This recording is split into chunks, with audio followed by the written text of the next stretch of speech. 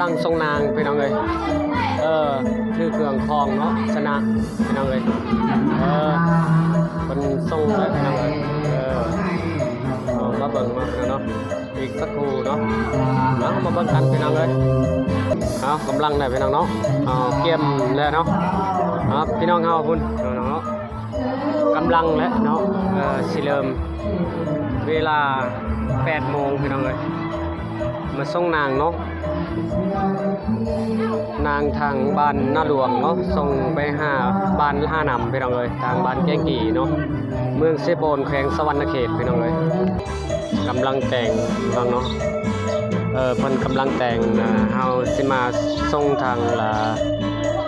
บ้านหน้าหลวงไปส่งไปบ้านท่านำพี่น้องเลยเนาะเฮาอีกสักตัวได้เพียงเด้อจังหน่อยเอาพากันเบิ่งพี่น้องเลย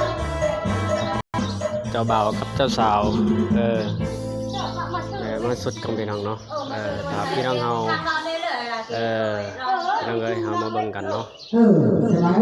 คลิปนี้ให้พี่น้องกดไลค์กดแชร์ให้ด้วยพี่น้องเด้อ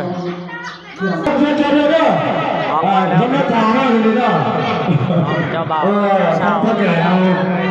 ำตัวเกี่ยวกับเรื่องของเนาะทำตัวใกล้น้องกันเนาะเขาสนใจ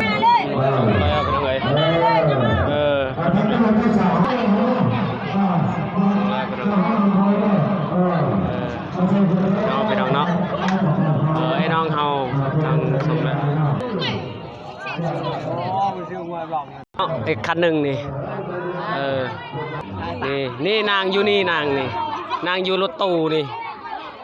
นี่พี่น้องเฮามัดเลยนี่คนหลายคนไปเลย100 คนเลยเนาะ100 คนแล้วไปเลยไอรินเฮายังไงใจดีเฮาเป็นยังไงส่งไปทางบ้านละหานำเนาะพี่น้องเนาะบ้านนาหลวงส่งไปหาละหานำพี่น้องเลยเนาะนางเพิ่นเนาะ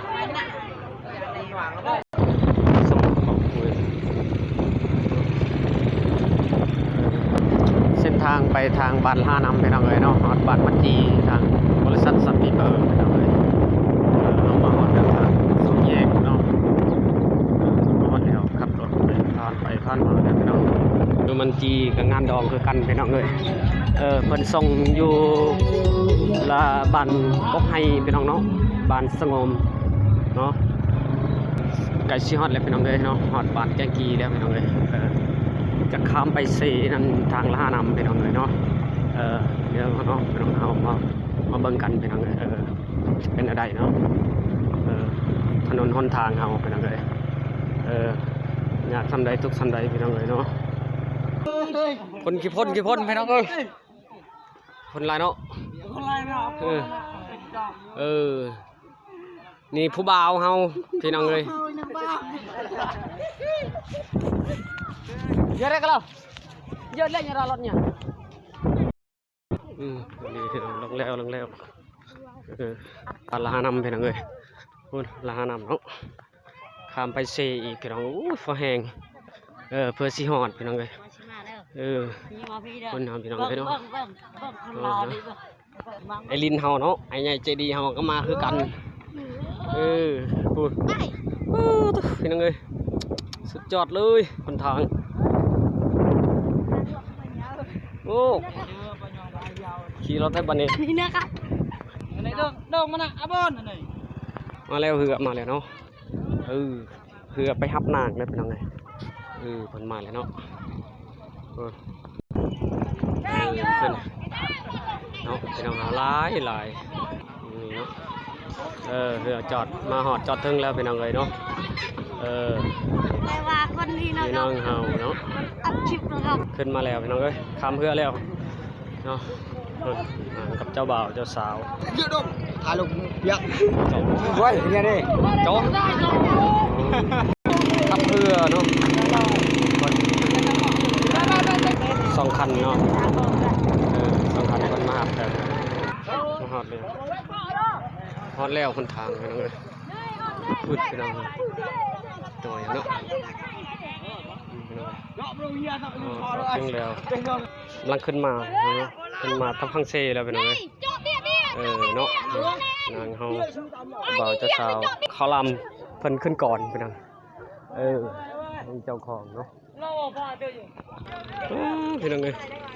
คันนั้นก็เต็มเนาะเหือเนาะพี่น้องเนาะสุดยอดเลยหลายคนพี่น้องเฮาหมดเนาะกำลังสิแห่ขึ้นมาพี่น้องเอ้ยหลายคนแท้เนาะเพิ่นมารับเอาหมดแล้วพี่น้องเอ้ยใกล้สิฮอดแล้วเนาะ